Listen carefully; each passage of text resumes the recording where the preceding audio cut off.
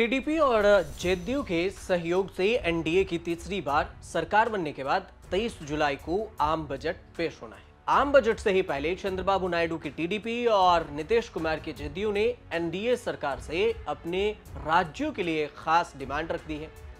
News agency Reuters ने 6 जुलाई को एक रिपोर्ट छापी। इसमें इस बात की जानकारी दी। रॉयटर्स को मिले डॉक्यूमेंट्स के मुताबिक ये बताया गया कि बीजेपी के इन दोनों सहयोगियों ने मौजूदा वित्त वर्ष के लिए 48,000 करोड़ रुपए की मांग रख दी। इसके अलावा उन्होंने इंफ्रास्ट्रक्चर प्रोजेक्ट के लिए उधार लेने की सीमा को भी बढ़ाने को कहा है। आपको यह भी बता दें कि 16 सांसदों के साथ टीडीपी और 12 सांसदों के साथ जेडीयू ने लोकसभा चुनाव के बाद बीजेपी को केंद्र में लगातार तीसरी बार सरकार बनाने के लिए मदद की थी। बीजेपी इस लोकसभा चुनाव में अकेले दम पर बहुमत हासिल करने में नाकाम रही थी। बीजेपी को सिर्फ 240 सीटें मिली। इसके बाद एनडीए की सरकार बनने के बाद यह माना जा रहा था कि नायडू और नीतीश अपने राज्यों के लिए स्पेशल पैकेज का डिमांड कर सकते हैं।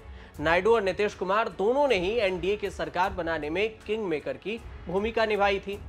अब रॉयटर्स की रिपोर्ट के अनुसार से दोनों राज्य ये भी चाहते हैं कि केंद्र सरकार सभी राज्यों को इंफ्रास्ट्रक्चर पर खर्च के लिए बिना शर्त दिए जाने वाले लॉन्ग टर्म लोन की राशि लगभग दोगुना करके 1 लाख करोड़ रुपए कर दी जाए। इससे पहले ब्लूमबर्ग की एक रिपोर्ट छपी। उसमें कहा गया कि चंद्रबाबू नायडू ने अकेले 1 लाख करोड़ रुपए से अधिक के वित्तीय सहायता मांगी है। इसके लिए चंद्रबाबू नायडू ने प्रधानमंत्री मोदी और वित्त मंत्री निर्मला सीतारमण दोनों से मुलाकात भी की, जहां उन्होंने अपनी मांगों की लिस्ट थमा दी।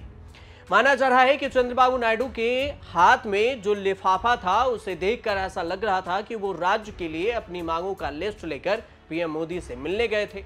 आंध्र प्रदेश को स्पेशल पैकेज दिया जाए, क्योंकि चंद्रबाबू नायडू अच्छी तरह से जानते हैं कि आंध्र प्रदेश को विशेष राज्य का दर्जा नहीं दिया जा सकता। इसलिए चंद्रबाबू नायडू ने अपनी मांग को केंद्र के सामने स्पेशल पैकेज के रूप में रख दिया। चंद्रबाबू नायडू ने मुलाकात के समय आंध्र प्रदेश पर जो कर्ज है वो मुद्दा भी उठाया।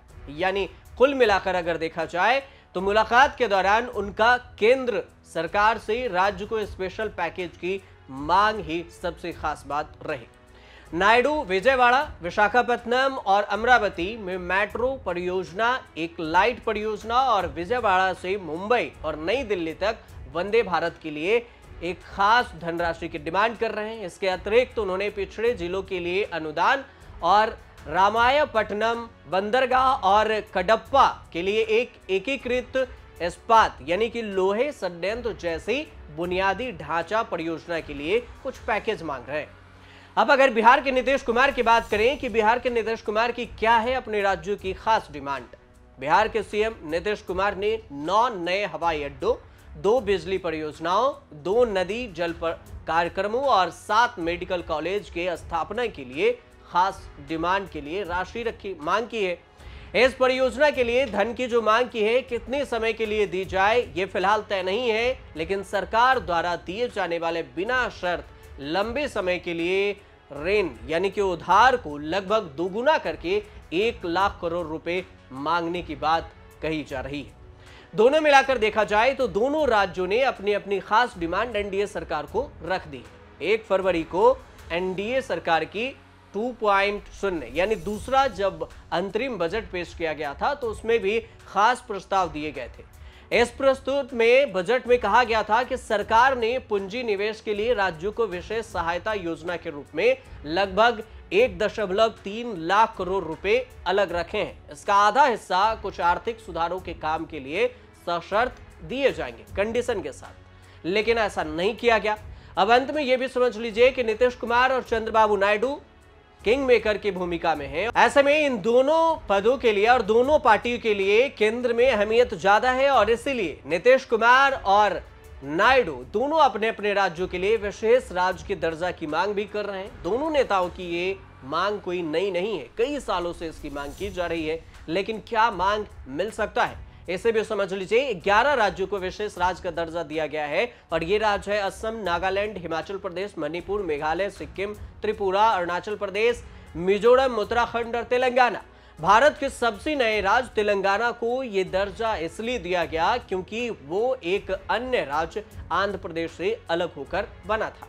लेकिन बिहार और आंध्र प्रदेश की अगर बात की जाए तो बिहार को क्यों नहीं दिया जाएगा, स्पेशल राज्य का दर्जा नहीं दिया जा सकता है, यह भी समझ लीजिए। इंडियन एक्सप्रेस की एक रिपोर्ट में यह कहा गया कि 14वें जो सिफारिश की गई थी उस सिफारिश के बाद से सिस्टम को खत्म कर दिया गया। सुझाव दिया गया था कि राज्यों के संसाधन के अंतर को खत्म करने के लिए टैक्स का स्थानांतर मौजूदा 32% से बढ़ाकर 42% कर दिया। इन राज्यों ने स्पेशल कैटेगरी की मांग भी की। साल 2000 में खनिजों के मामले में धनी राज्य झारखंड बिहार से अलग हो गया। इसके बाद से ही बिहार के लिए स्पेशल कैटेगरी की मांग होने लगी। साल 2006 में नीतीश कुमार ने इस मांग को जोड़ दिया और इसके बाद समय समय पर इसकी मांग होती रही। उन्होंने अपने चुनावी मुद्दों में भी इसकी मांग इन्हीं मुद्दों को उठाया, लेकिन मिल नहीं सका। 2014 में आंध्र प्रदेश से अलग हुआ तेलंगाना और हैदराबाद शहर तेलंगाना का हिस्सा बना। इससे राजस्व को होने वाले नुकसान को आधार बनाकर आंध्र प्रदेश के लिए स्पेशल कैटेगरी और स्पेशल स्टेटस की मांग की जा रही है। एक बड़ी आदिवासी और चक्रवात जैसी प्राकृतिक आपदाओं को आधार बनाया गया और ऐसे ही ओडिशा ने भी मांग कर दी है। समय समय पर केंद्र सरकार ने 14वें वित्त आयोग के सिफारिश का हवाला देकर इन दोनों राज्यों को किनारा करती रही कि हम अभी नहीं दे सकते। आंध्र प्रदेश और बिहार को SCS स्पेशल कैटेगरी की स्टेट्स को दर्जा मिल सकता है, लेकिन किस शर्त पर, यह भी समझिए। चंद्रबाबू नायडू और नीतीश कुमार की मांग NDA सरकार बनने और इसके अगले 5 साल रहने के लिए अत्यंत आवश्यक है। ऐसे में नई सरकार के पास नए कानून, मौजूदा कानून को बदलाव करने के लिए एक विकल्प बचता है। अगर इस विकल्प को बनाकर कानून में परिवर्तन किया जाए तभी बिहार और आंध्र प्रदेश को स्पेशल राज्य का दर्जा मिल सकता है। फिलहाल मंथन हो सकता है, स्पेशल पैकेज दी जा सकती है, लेकिन स्पेशल राज्य का दर्जा इन दोनों राज्यों को नहीं मिल सकती। आप देखते रहिए न्यूज़ तक।